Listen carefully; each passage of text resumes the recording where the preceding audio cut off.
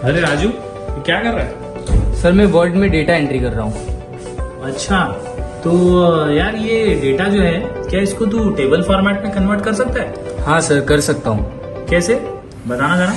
पहले control plus ए select करने के लिए, ओके फिर उसके बाद alt N T V, okay, फिर इसमें अदर्स को सिलेक्ट करेंगे। ठीक है। इसके अंदर 1 स्पेस देंगे और फिर उसके बाद ओके कर देंगे। क्या बात है, ये तो तूने कमाल कर दिया यार। ऐसे ही मजेदार शॉर्टकट्स और टिप्स और ट्रिक्स के लिए एनरोल कीजिए मेरे डिजिटल एनहांसमेंट कोर्स को। ये सिर्फ 100 रुपए का कोर्स है और इसमें ढेर सारे शॉर्टकट्स, टिप्स और tricks MS Word, Excel, PowerPoint के अवेलेबल हैं। तो देर किस बात की, कंप्यूटर लिटरेट और एक्सपर्ट बनने के लिए क्लिक द बटन बिलो। जय हिंद दोस्तों, मेरा नाम है शुभम। स्वागत करता हूँ आज के इस नए वीडियो में। दोस्तों आज बात कर रहे हैं अबाउट, वापस मैथ्स में आ गए हम। इंग्लिश किया हमने थोड़ा, फिर मैथ्स के टॉपिक पे आ गए हैं और आज बहुत ही इंपॉर्टेंट टॉपिक लेके आए हुए हैं, रेशियो, प्रोपोर्शन और परसेंटेज। बहुत ही इजी टॉपिक है, आपने शायद 5th से लेके 10th तक हर साल ये टॉपिक अपने सिलेबस में देखा ही है। रेशियो, प्रोपोर्शन, परसेंटेज कैसे कैलकुलेट करते हैं। आज कुछ उसके ट्रिक्स के बारे में बात करते हैं, बिकॉज चीज़ें ये हो जाती है कि हमने सम्स वगैरह सॉल्व किए हैं तो उसकी आदत रहती है, लेकिन MCQ में जब आपको 100 क्वेश्चन सॉल्व करने हैं, वो भी 90 मिनट्स के अंदर, तो चीज़ें आ जाती है कि सर ट्रिक्स क्या है, किस तरीके से हम उसको सॉल्व कर सकते हैं फास्ट वे में और अपना आंसर जल्दी क्लिक कर सके, जल्दी चेक कर सके, ताकि हम नेक्स्ट आने वाले क्वेश्चंस को और अच्छे से कर सके। तो यहाँ पे आज इस वीडियो में मैं रेशियो और प्रोपोर्शन के रिलेटेड आपको कुछ ट्रिक्स बताने हैं। हम देखते हैं क्या ट्रिक्स है। पहले तो अपने को जानना है आज का लेक्चर में क्या होने वाला है, रेशियो, प्रोपोर्शन, परसेंटेज क्या है, ट्रिक्स क्या है और क्वेश्चन सॉल्विंग। तो देखो, रेशियो क्या है? Comparison of two quantity. Simple चीज है, दो कोई भी क्वांटिटी का अगर अपन कंपैरिजन करते हैं तो उसी को हम रेशियो बोल देते हैं। एग्जांपल देते हैं, ठीक है। A ratio is a way of comparing two numbers by showing how many times one number contain the other. It basically a representation of the relative sizes of two quantities. For example, यहाँ पे ध्यान देना, if you have a recipe that calls for 2 cups of flour, 1 cup of sugar. तो अगर आप कुछ बना रहे हो, ठीक है, और उसमें बोला गया है कि 2 कप आपको लगाना है फ्लावर, 1 कप आपको डालना है शुगर, तो इस केस में आप रेशियो निकालोगे कि कितना फ्लावर में कितना शुगर। तो क्या रेशियो निकल करके आने वाला है? 2:1, मतलब 2 कप के सामने 1 कप शुगर। यानी अगर आप ज्यादा क्वांटिटी में बना रहे हो तो क्या करोगे? 4 कप फ्लावर के सामने 2 कप शुगर डालोगे। समझा? कैसे मालूम पड़ा है मेरे को? इस रेशियो के हिसाब से 2:1 का रेशियो है। This means that there are 2 parts of flour for every 1 part of sugar. समझा? तो ऐसा कोई भी चीज के बारे में जब हम कंपैरिजन कर रहे हैं, जब हम जानना चाहते हैं कि इसके सामने कितना लगेगा, इसके सामने कितना चाहिए रहेगा, तो हम यूज करते हैं रेशियोस, कोई भी दो चीजों को कंपेयर करने के लिए। अब ट्रिक्स के बारे में बात करते हैं। पहला ट्रिक जो है वो है कॉमन यूनिट मेथड।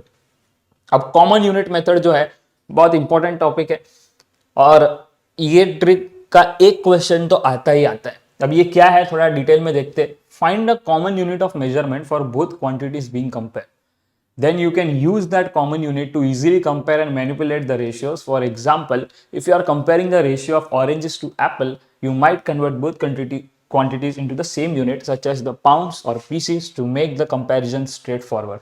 अब समझो, क्वेश्चन में ना कई बार कंफ्यूज करने के लिए किस तरीके से आ जाएगा।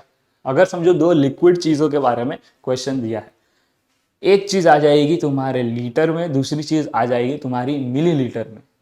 तो अब तुमको क्या करना है? या तो वो लीटर को मिलीलीटर में कन्वर्ट कर दो, या फिर वो मिलीलीटर को लीटर में कन्वर्ट कर दो। एक कॉमन यूनिट रखो तो तुम्हारा जो कैलकुलेशन है इजी हो जाएगा, सम सॉल्व करने में टाइम नहीं लगेगा। इसीलिए ये लोग भी यही सजेस्ट कर रहे हैं यहाँ पे जो एग्जाम्पल दिया है कि भाई आपको कोई एक कॉमन रेशियो उठा करके लेके आना, कोई एक कॉमन यूनिट लिखा के लेके आना। जैसे कि यहाँ पे एग्जाम्पल दिया एप्पल और ऑरेंजेस, तो आपको उनको या तो पीसीस में कर देना है, या तो फिर आपको एक कॉमन मेजरमेंट जैसे कि पाउंड्स या किलोज ऐसे में कन्वर्ट कर दो, है ना। तो आपको एक कॉमन यूनिट रखना है दोनों ही क्वांटिटीज के बीच में, जिससे आपका रेशियो कैलकुलेशन बहुत सिंपल और फास्ट हो जाता है। नेक्स्ट है कंपेरिजन ऑफ रेशियोस। तो प्रोपोर्शन क्या है? अपन ने रेशियो देख लिया, रेशियो का ट्रिक देख लिया, अब प्रोपोर्शन का बारी। तो प्रोपोर्शन क्या है? Proportion is comparison of ratios.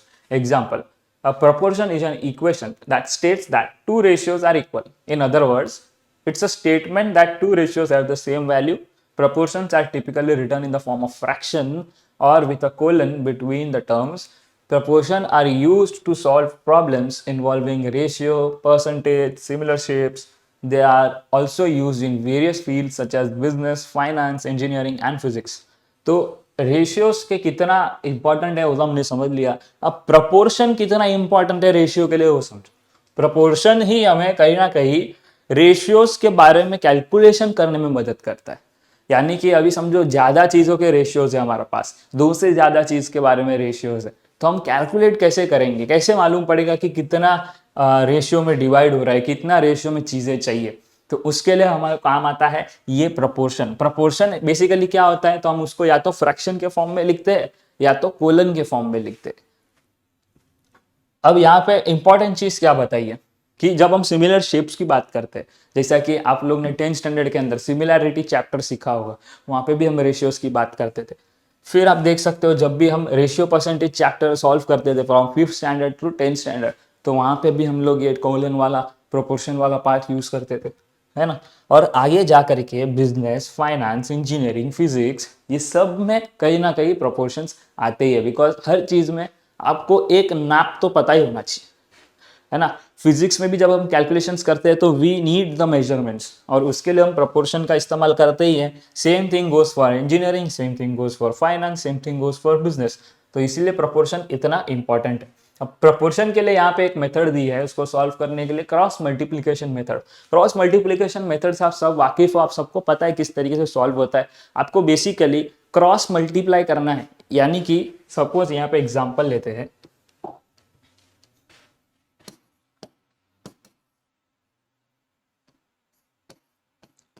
ये आपका रेशियोज है, तो आपको क्रॉस मल्टीप्लाई करना है, इसको इसके साथ, इसको इसके साथ. तो ये इसके साथ गया, 3 2 जा कितना हो जाएगा अपना 6, और यहाँ पे जब इसकी बात करें तो ये हो जाएगा 5, और कितना हो गया ये 50. इस तरीके से आपका होता है क्रॉस मल्टीप्लिकेशन. बहुत ही सिंपल है, और इस तरीके से ही आपके प्रपोर्शंस को सॉल्व कर सकते हैं. One helpful trick for solving proportion is to cross multiply. When you have a proportion with fractions equal to each other, you can cross multiply by multiplying the numerator of the first fraction with the denominator of second fraction. अब भी हम लोग ने exactly वही किया, and vice versa. Then the set the two products equal to each other and solve the unknown variable. This method often simplifies the process of solving proportions efficiently. Cross multiply कर लो, सबसे best technique, सबसे easy technique है proportions के answer लाने का. Last है अपना percentage. Percentage कैसे निकालते हैं, तो परसेंटेज क्या है, फ्रैक्शनल रिप्रेजेंटेशन कन्वर्शन. कोई भी चीज का अगर अपने को फ्रैक्शन फॉर्म में आंसर चाहिए तो हम परसेंटेज का इस्तेमाल कर सकते हैं.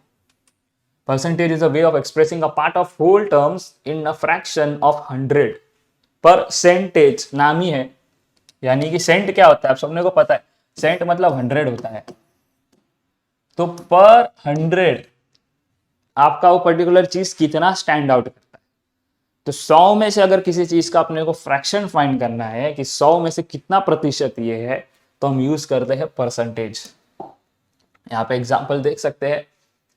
It represents a portion or a fraction of something relative to the whole with 100% representing the entire quantity. Example, if you score 80% on a test, आपको 80% आते हैं टेस्ट के अंदर, इसका मतलब क्या है कि आपको 100 में से 80 क्वेश्चंस राइट, तभी आपको 80% आया. और you achieved 80% of the total possible score. या तो फिर अगर आपको बहुत सारे सब्जेक्ट मिला करके 80% आया है, तो इसका मतलब सीधा सीधा ये हो जाता है कि जितना भी पॉसिबल स्कोर था, हाईएस्ट स्कोर सारे सब्जेक्ट्स मिला के, उसमें से आपने 80% स्कोर कर लिया है. तो परसेंटेज का पूरा मीनिंग ही ये है कि वो 100 में से अपने को एक रिप्रेजेंटेटिव वैल्यू दे देता है. अब परसेंटेज को कैसा सॉल्व कर सकते हैं, तो सीधी सी बात है, वो अपॉन 100 होता है.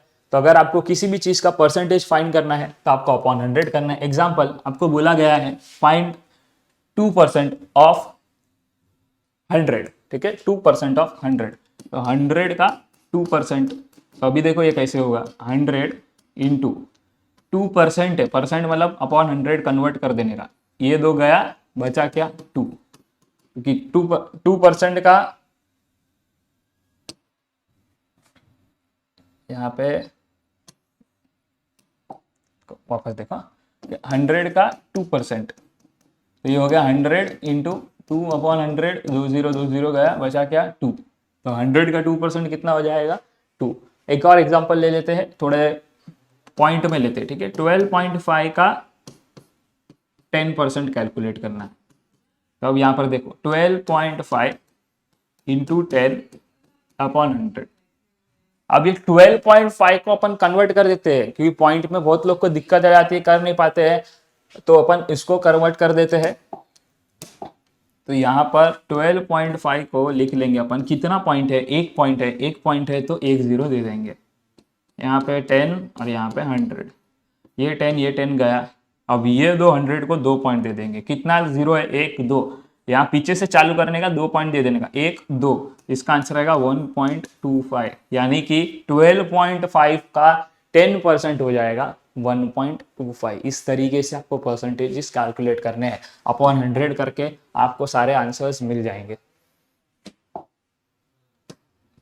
तो इस तरीके से सारे मैंने ट्रिक्स बता दिए। रेशियो को कैसे सॉल्व करेंगे, प्रोपोर्शन को कैसे सॉल्व करेंगे, परसेंटेज को कैसे सॉल्व करेंगे, सब कुछ इसमें बता दिया है। कि प्रैक्टिसिंग इसके बारे में जितना क्वेश्चंस हो सके करो। एक शीट मैं भी फॉरवर्ड करूंगा, कहाँ पे फॉरवर्ड होती है, टेलीग्राम्स पे फॉरवर्ड होती है। तो टेलीग्राम्स, अगर आपने अब तक टेलीग्राम में कोई भी चैनल, या तो स्काई एजुकेशन या फिर नीचे जो लिंक दिया है वो उसमें से कुछ ज्वाइन नहीं किया है, तो आपने अब तक काफ़ी पीडीएफ्स मिस कर दिए, काफ़ी नोट्स मिस कर दिए हैं। तो जल्दी से दोनों में से किसी भी एक टेलीग्राम चैनल का हिस्सा बन जाइए, ताकि आपको पीडीएफ्स नॉन स्टॉप मिलते रहे और आपकी प्रैक्टिस बिल्कुल ना रुके। तो मिलते हैं नेक्स्ट वीडियो में, तब तक के लिए keep practising, keep studying hard. और कोई भी डाउट्स है कमेंट सेक्शन के थ्रू आप अपने डाउट्स पूछ सकते हैं, मैं जितना जल्दी हो सके उस कमेंट का आंसर देने की ट्राई करूंगा। मिलते हैं नेक्स्ट वीडियो में, बाय बाय, टेक केयर।